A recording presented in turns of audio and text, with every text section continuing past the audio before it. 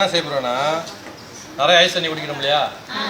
Ice தண்ணி குடிக்கிறதுனால யாரெல்லாம் சீக்கிரம் சாவணும்னு நினச்சிங்கன்னா நல்லா குடிங்க. யாரெல்லாம் உயிரோடு நல்லா வாழணும் அப்படின்னு ஆசைப்பட்டீங்கன்னா ஐஸத்தை முடிஞ்சால் குறைச்சிருங்க, விட்டுருங்க. ஏன் அப்படின்னா இப்போ நம்ம நாச்சி குறை மீ குறையெல்லாம் சாப்பிட்றோமா இல்லையா? நாசிலிமாலாம் கொடுக்குறாங்க இல்லையா? இது சாதாரண பிளேன் வாட்டர் சாப்பிட்டோன்னா என்ன செய்கிறோம்? தண்ணி குடிக்கணுமா இல்லையா? தண்ணியில் ஒரு 2 கரண்டி எண்ணெய் சேர்த்தா என்ன ஆகுது? மிதக்கிட்டு மேலே வருதா இல்லையா?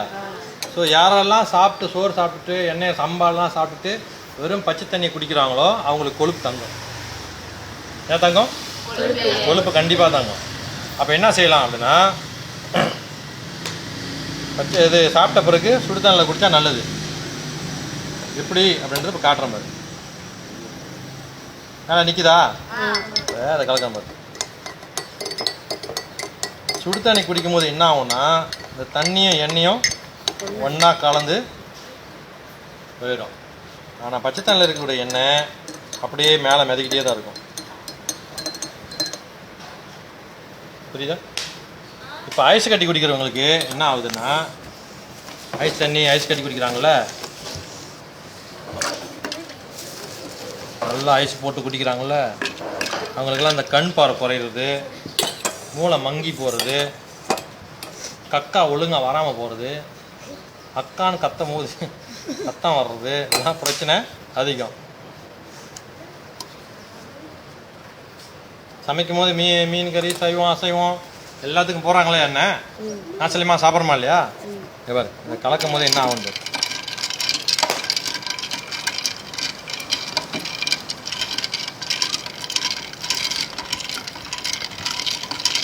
இப்போ நம்ம நாசிலிமா சாப்பிட்டுட்டு இல்லை ஜூஸ்லாம் கொடுப்பாங்க, எல்லாமே விருந்துக்கு போவோம். ஜூஸ்லாம் கொடுத்தா என்ன ஆகும்? உடனே பார்த்து என்ன பேர் என்ன ஆகுது? கொலஸ்ட்ரால் ஆயிடுதா? யாருக்கெல்லாம் அந்த மாதிரி கொலஸ்ட்ரால் வருதோ, என்ன தங்கிடுதோ, முகம்லாம் கருப்பாக ஆகும். இந்த பையன் நம்ம அதை பார்த்தனே,